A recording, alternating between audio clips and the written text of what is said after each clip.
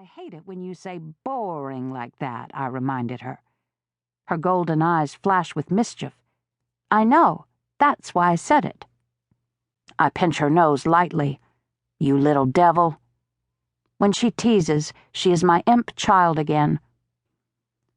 Having jerked my chain to get a smile, she shifts her head to make her chair turn. Come on, help me get dressed. I'll be there in a second. As she rolls toward her bedroom, I see her rolling through years to come. Before I know it, she too will be a woman. Will she have an easier time learning what I learned in that sweltering kitchen? I press a cool jar of beans to my cheek. For Michelle's sake, I will preserve on paper what I first preserved in jars.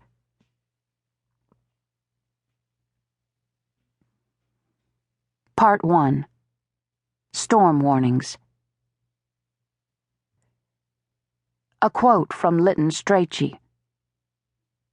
A storm was gathering out of the darkness, and already there was lightning in the sky.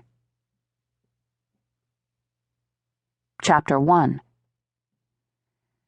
Our story began not last summer, but a week before Easter, the week, Mamie Fountain would say, when the great weaver began collecting threads for his tapestry.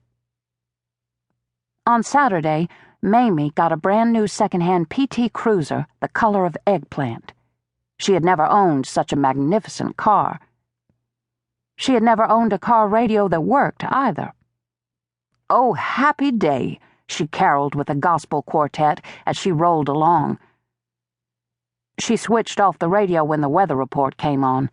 She didn't need some white man telling her Georgia was having a drought.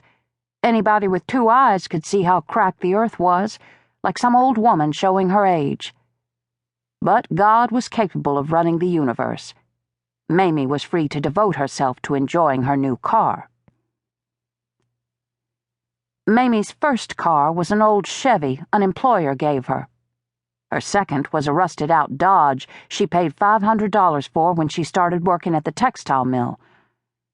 It wasn't pretty, but it ran.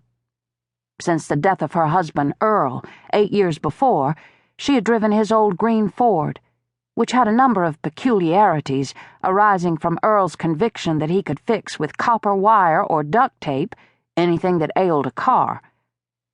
But on the previous Thursday, Earl's Ford had died. "It's fitting for us to go to church on our first trip," she told the cruiser, patting the dashboard with a hand like soft brown cocoa. "The good Lord helped me get you." Already she knew that little car was going to be a friend she could tell anything. She rolled slowly through downtown Solace, disappointed nobody was around to admire her.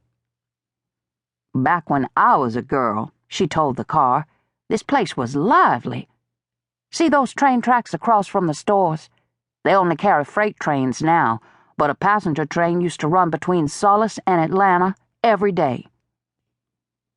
I'll bet if they'd kept all the trains, this country wouldn't be in that global warning fix. I know Solace would be livelier." It pained Mamie that Solace had shriveled to little more than 3 blocks of thrift stores, insurance offices, antique emporiums, and empty storefronts that drowsed behind mud-spattered plate glass windows.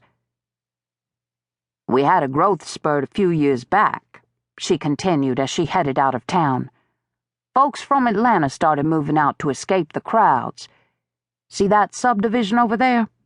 For a while, they sprouted in pastures like dandelions.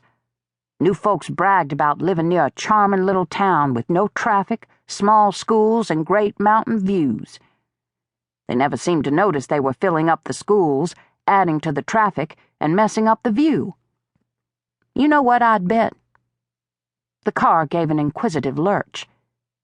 "I'd bet Atlanta was a charming little place before all the people moved in. But when gas prices went up and folks started losing their jobs, Solace slid downhill again. Those new subdivisions are plumb dotted with for sale signs. A lot of them read foreclosure." She paused for a moment, contemplating the worlds of pain contained in that word.